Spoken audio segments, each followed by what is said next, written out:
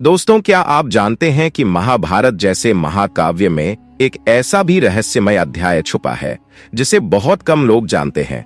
एक ऐसा प्रसंग जिसमें हमारे अजर अमर भगवान हनुमान जी और महादानी कर्ण का सामना हुआ।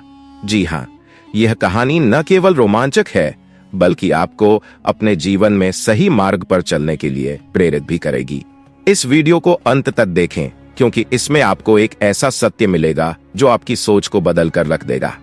और हाँ, हमारे चैनल मन का जान को सब्सक्राइब जरूर करें। आइए चलते हैं उस समय में जब धरती पर धर्म और अधर्म की सबसे बड़ी लड़ाई लड़ी जा रही थी। महाभारत का युद्ध कुरुक्षेत्र की भूमि पर प्रारंभ हो चुका था। हर योद्धा अपने अपने धर्म और कर्तव्य का पालन करते हुए लड़ रहा था। महाभारत युद्ध का अंतिम दिन था।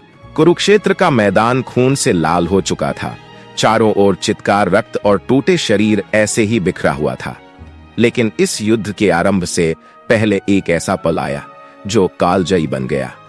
यह वह क्षण था जब दानवीर कर्ण और राम भक्त हनुमान जी तैयारी के लिए वन की ओर गए थे। सूर्यदेव ने कर्ण से कहा था, तुम्हारे जीवन में एक ऐसा समय आएगा जब तुम्हें अपनी शक्ति के साथ धैर्य और समर्पण की भी परीक्षा देनी होगी। उस परीक्षा को पास करने के लिए तुम्हें एक अद्वितीय आशीर्वाद प्राप्त करना होगा। सूर्यदेव की बातों से उत्साहित कर्ण वन में तपस्या करने निकल पड़े। उन्हें यह समझ नहीं आ रहा था कि सूर्यदेव ने ऐसी बात क्यों कही, लेकिन कर्ण का विश्वास अटल था। वे अपनी वीरता और उदारता के लिए प्रसिद्ध थे और उन्हें यकीन था कि उनकी मेहनत रंग लाएगी। जब कर्ण वन में ध्यान मग्न होकर तप कर रहे थे, तभी उनके कानों में अद्भुत संगीत की ध्वनि सुनाई दी। यह ध्वनि किसी साधारण व्यक्ति की नहीं थी। यह ध्वनि इतनी दिव्य थी कि कर्ण का ध्यान भंग हो गया। उन्होंने अपनी आंखें खोलीं तो देखा कि एक दिव्य रूपवान वानर उनके सामने खड़ा है।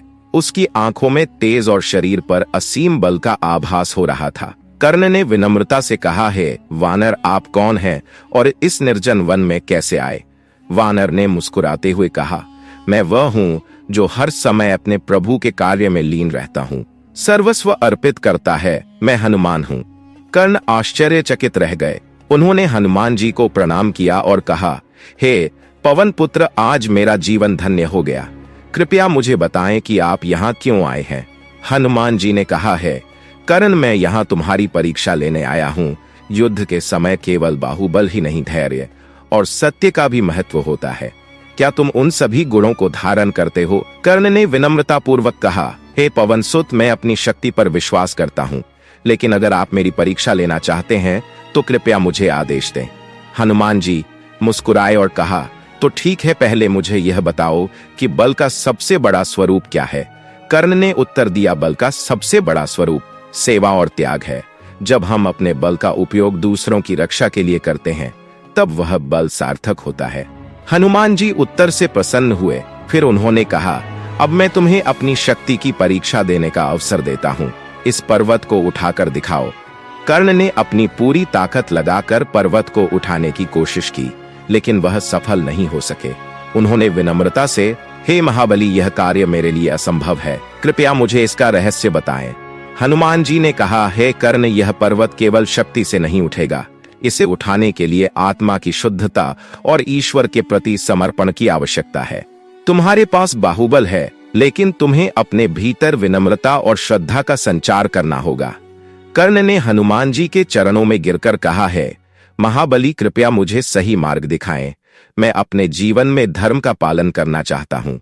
हनुमान जी ने कर्ण को आशीर्वाद दिया और कहा, तुम्हारे भीतर महानता है, लेकिन तुम्हारी कठिनाइयों का कारण तुम्हारे कर्म हैं। सच्चाई और धर्म के मार्ग पर चलने का संकल्प लो और तुम्हारी शक्ति का सही उपयोग होगा। हनुमान जी और कर्ण की यह भेंट कर्ण के जीवन में एक मोड़ बन गई। यह वह क्षण था जब कर्ण ने अपने अहंकार को त्याग कर आत्मज्ञान की ओर कदम बढ़ाया। हालांकि वे अपनी नियति को नहीं बदल सके, लेकिन यह घटना उन्हें सच्चे धर्म का पालन करने के लिए प्रेरित करती रही। दोस्तों, इस कहानी से हमें यह सीख मिलती है कि जीवन में शक्ति और ज्ञान का सही उपयोग ही हमें महान बनाता है। केवल बाहरी बल से नहीं, बल्कि शुद्धता और ईश्वर के प्रति भक्ति से ही हम अपने लक्ष्यों को प्राप्त कर सकते हैं। तो अगर आपको यह कहानी प्रेरणादायक लगी हो तो हमारे चैनल मन का जान को सब्सक्राइब करना न भूलें। ऐसी और भी अद्भुत कहानियां हम आपके लिए लाते रहेंगे। जय श्री कृष्ण। राधे राधे।